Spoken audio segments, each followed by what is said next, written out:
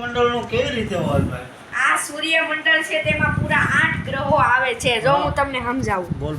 બુધ, પછી છે શુક્ર, પછી છે આપણી પૃથ્વી જેમાં આપણે રહીએ છીએ, પછી છે મંગળ, પછી આવે આપણો ગુરુ સૌથી મોટો ગ્રહ, પછી આવે શનિ તેની સારે પડતું વલાય છે, તેને પાઘડિયો ગ્રહ પણ કહે છે.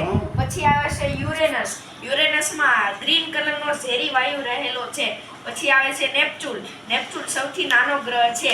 આપણે આ સૂર્યમંડળમાં વધારે જાણીશું. જો આ છે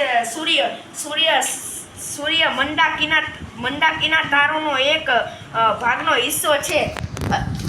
હવે હું તમને આનું સમજાવીશ.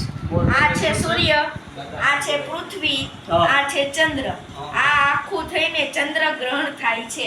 જો સૂર્ય જ્યારે પૃથ્વી પર પ્રકાશ આપે છે ત્યારે ચંદ્ર તેની સમજી લો તમે સૂર્ય છે, આ પૃથ્વી છે, આ ચંદ્ર છે.